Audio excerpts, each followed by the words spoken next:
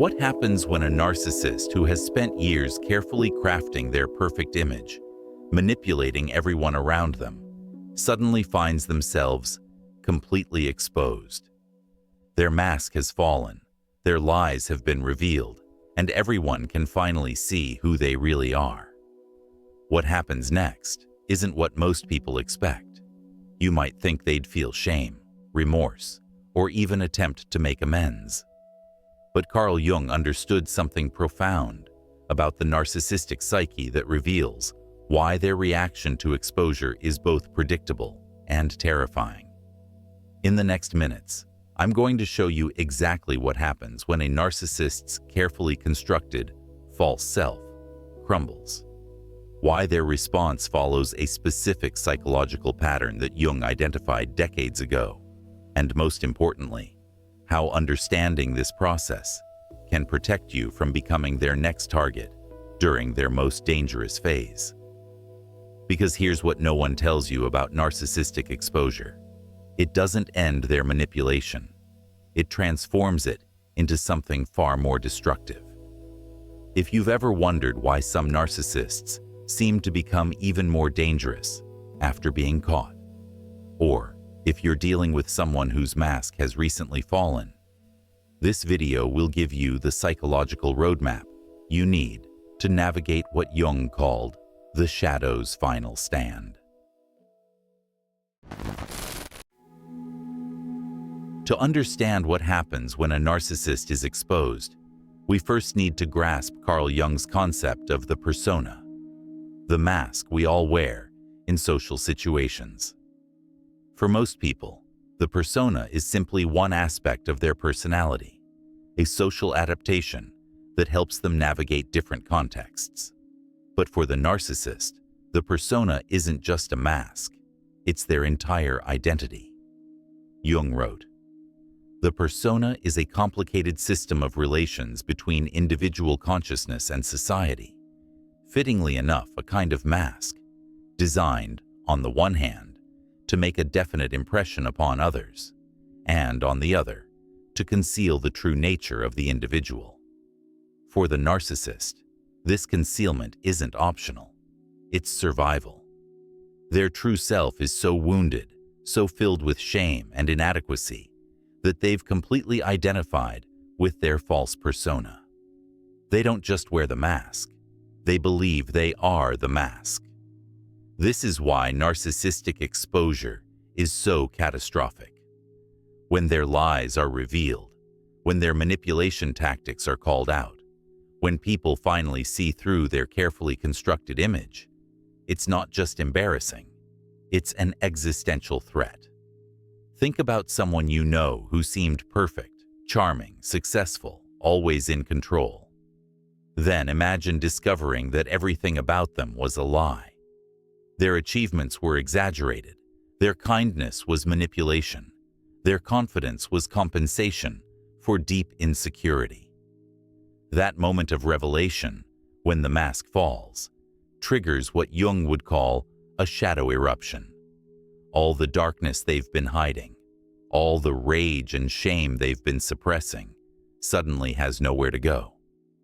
But here's where it gets dangerous. Most people assume that exposure leads to accountability, that being caught means the narcissist will finally face consequences and change their behavior. This is a fundamental misunderstanding of narcissistic psychology. The narcissist doesn't experience exposure as an opportunity for growth or self-reflection. They experience it as an attack on their very existence. And their response isn't remorse, it's warfare. Jung understood that when the persona is threatened, the shadow doesn't retreat, it advances. The narcissist doesn't become humble when exposed, they become desperate. And desperate narcissists are the most dangerous kind. When a narcissist is exposed, their first response is what psychologists call narcissistic rage. But Jung's analysis goes deeper. He understood that this rage isn't just anger, it's the shadow self finally breaking free from the constraints of the false persona.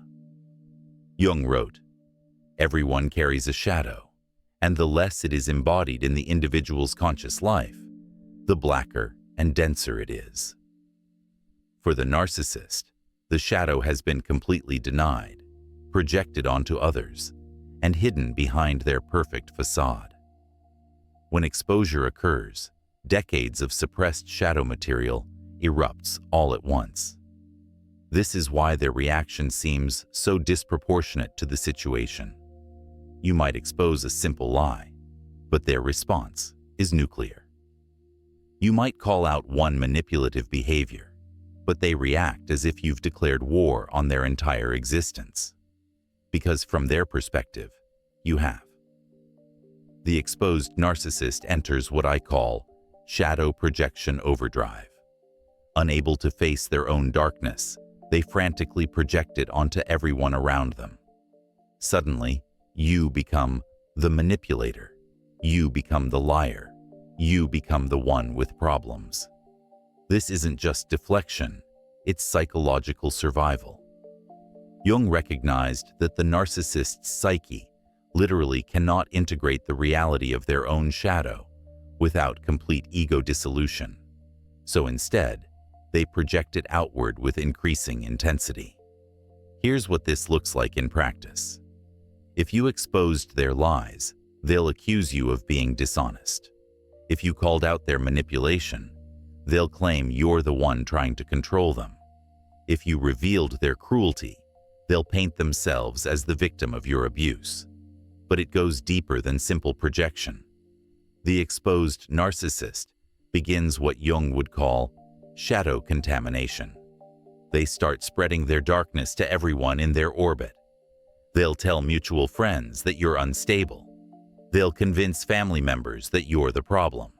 They'll create elaborate narratives where they're the innocent victim and you're the villain. This isn't just reputation management. It's psychological warfare designed to make you question your own reality. Jung warned about this phenomenon. The shadow is a moral problem that challenges the whole ego personality, for no one can become conscious of the shadow without considerable moral effort.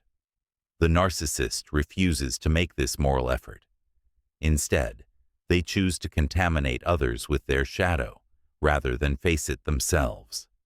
And here's the most insidious part. They often succeed. Because while you're trying to process the truth of who they really are, they're working overtime to convince everyone else that the truth is a lie.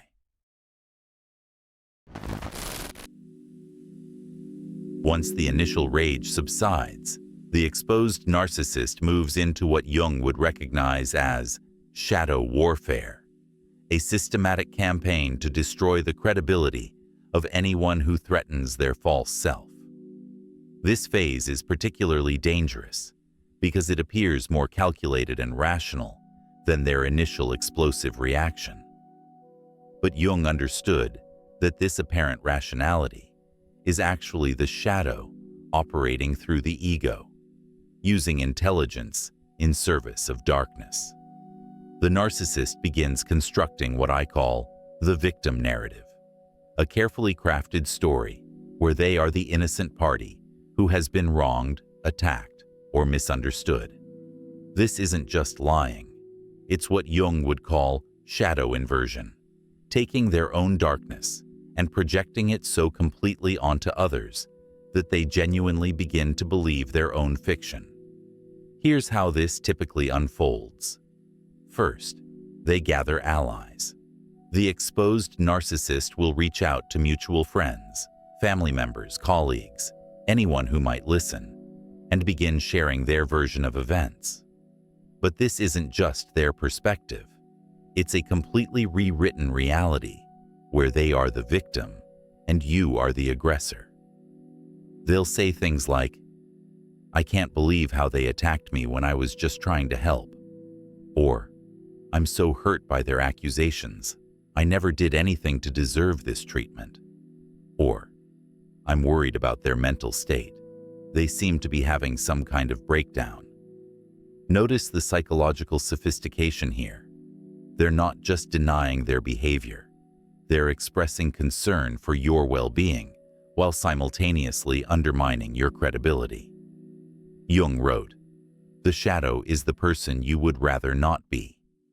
For the narcissist, this person they'd rather not be gets projected onto you so completely that they actually begin to see you as the embodiment of their own rejected darkness. Second, they begin evidence manipulation. The exposed narcissist will start reframing past interactions, taking conversations out of context, and even creating false evidence to support their victim narrative.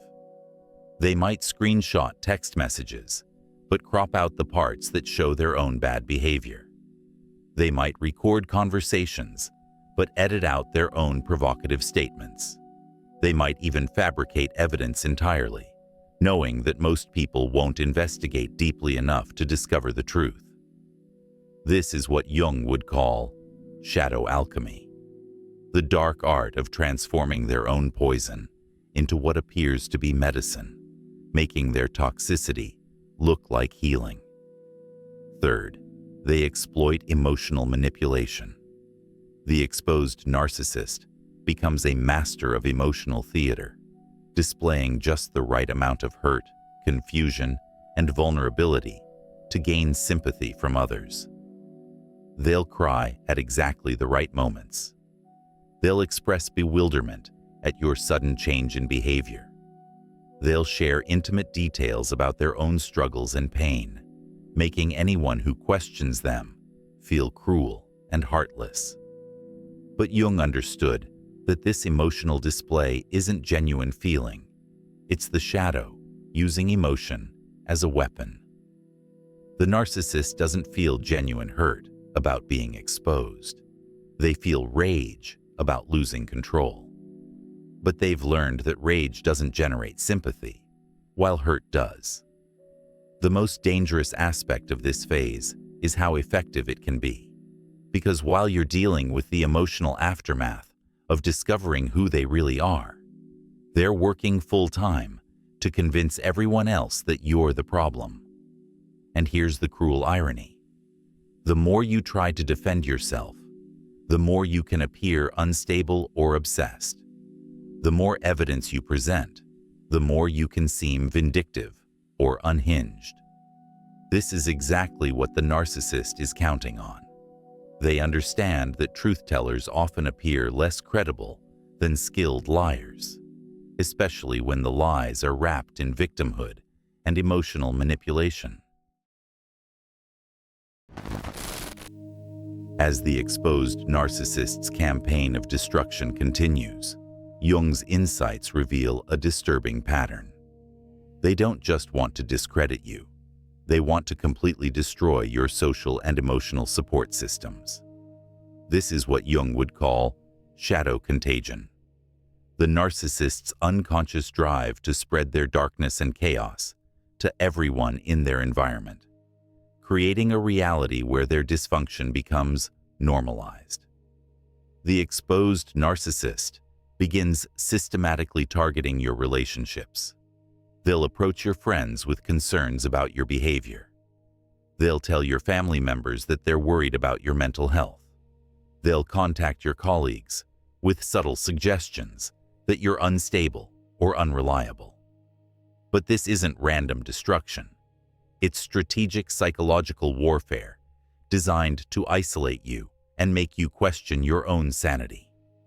Jung wrote, "The shadow personifies everything that the subject refuses to acknowledge about himself, and yet is always thrusting itself upon him, directly or indirectly." For the narcissist, you have become the living embodiment of everything they refuse to acknowledge about themselves. Your very existence is a threat to their false self, so they must either control you completely or destroy you entirely. Here's what makes this phase particularly insidious. The narcissist often succeeds in turning people against you, not because they're better liars, but because they understand human psychology better than their victims do. They know that most people want to avoid conflict and will choose the path of least resistance. They know that dramatic emotional displays often seem more credible than calm, rational explanations. They know that people are more likely to believe someone who appears vulnerable than someone who appears angry. So, they position themselves as the wounded party, seeking understanding, while positioning you as the aggressive party, seeking revenge. But Jung understood something crucial about this dynamic. The narcissist's need for destruction is actually a projection of their own self-destructive impulses. Unable to face their own inner emptiness and shame, they try to create that same emptiness in others. This is why exposure often leads to escalation rather than retreat. The narcissist doesn't just want to escape consequences. They want to make you suffer the way they're suffering internally. As their campaign of destruction continues, something even more dangerous begins to happen. They start seeking new sources of narcissistic supply to replace what they've lost. The exposed narcissist will begin love-bombing new targets, showering them with attention, affection, and validation. But this isn't genuine connection. It's recruitment for their army against you. They'll tell these new allies about how badly they've been treated, how misunderstood they are, how much they need support during this difficult time. And because these people haven't seen the narcissist's true nature, they often become willing participants in the campaign against you. Jung would recognize this as shadow multiplication, the narcissist's ability to create multiple versions of their false self in different people's minds, each one designed to serve their agenda of destruction and control. The most heartbreaking aspect of this phase is watching people you care about get drawn into the narcissist's web of lies and manipulation. You want to warn them, but you know that doing so will only make you appear more unstable and vindictive in their eyes. This is the narcissist's ultimate victory. They don't just destroy your reputation. They make you complicit in your own destruction by forcing you into behaviors that seem to confirm their narrative about you. Now that we understand the full scope of what happens when a narcissist is exposed, we need to address the most important question. How do you protect yourself and recover from this psychological warfare? Jung's insights provide a roadmap, but it requires understanding something counterintuitive. The goal isn't to prove your innocence or expose their lies. It's to reclaim your own psychological sovereignty. First, you must understand what Jung called the principle of non-resistance. When dealing with an exposed narcissist's shadow projections, fighting back often feeds their narrative and gives them more ammunition to use against you. This doesn't mean becoming passive or accepting abuse. It means choosing your battles strategically and refusing to engage in their psychological games. Jung wrote, "What you resist persists." The more energy you put into defending yourself against their lies, the more power you give to their false narrative. Instead, focus on what Jung called shadow integration, the process of acknowledging and accepting the darkness within yourself so that you become immune to their projections. Here's what this looks like practically. When they accuse you of being manipulative, instead of defending your innocence, ask yourself, are there ways I've been manipulative in my life? Not because their accusation is true, but because owning your own shadow makes you immune to their shadow projections. When they claim you're unstable, instead of proving your stability, examine, what parts of me feel unstable right now? Again, not because they're right, but because self-awareness is your greatest protection against gaslighting. This is what Jung meant when he said, "The privilege of a lifetime is to become who you truly are." The narcissist's greatest weapon is your own unconscious shadow material. When you integrate it consciously, they lose their power over you. Second, you must practice what I call strategic disengagement. This means removing yourself from their sphere of influence as completely as possible, while documenting everything for your own protection. The exposed narcissist will try to provoke you into reactions they can use against you. They'll send manipulative messages, spread lies about you, or even show up uninvited to places you frequent. Your response must be what Jung would call conscious non-participation. You don't ignore them because you're weak. You ignore them because you're strong enough to refuse their invitation to psychological warfare. Third, you need to rebuild your support system with people who understand narcissistic abuse. This isn't about finding people who will validate your victim story. It's about connecting with individuals who can see through manipulation and support your healing journey. Jung emphasized the importance of what he called the transcendent function, the ability to hold opposing truths simultaneously. You need people in your life who can understand that you were genuinely victimized and that you have the power to heal and grow from this experience. Fourth, you must develop what Jung called psychological immunity. This means becoming so grounded in your own truth that external manipulation can't destabilize you. This requires daily practices of self-reflection, meditation, journaling, or therapy, whatever helps you maintain connection with your authentic self. The narcissist's power comes from making you doubt your own reality. When you're firmly grounded in your truth, their lies become powerless. Finally, you need to understand that the narcissist's exposure and subsequent behavior is actually a gift, though it may not feel like it at the time. Jung believed that our greatest challenges are also our greatest opportunities for growth. The narcissist's mask falling off shows you exactly who they are, which means you can finally make decisions based on reality rather than illusion. Their campaign of destruction reveals who in your life is truly loyal and who is easily manipulated.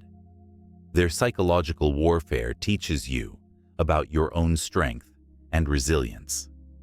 Most importantly, surviving narcissistic exposure and its aftermath develops what Jung called psychological gold, the wisdom and strength that comes from integrating difficult experiences. You emerge from this process not as a victim, but as someone who has faced the shadow and emerged stronger. You develop the ability to spot manipulation quickly, set boundaries effectively, and trust your own instincts completely. The narcissist's exposure doesn't just reveal who they are, it reveals who you are capable of becoming. Remember, their mask falling off isn't the end of your story. It's the beginning of your freedom.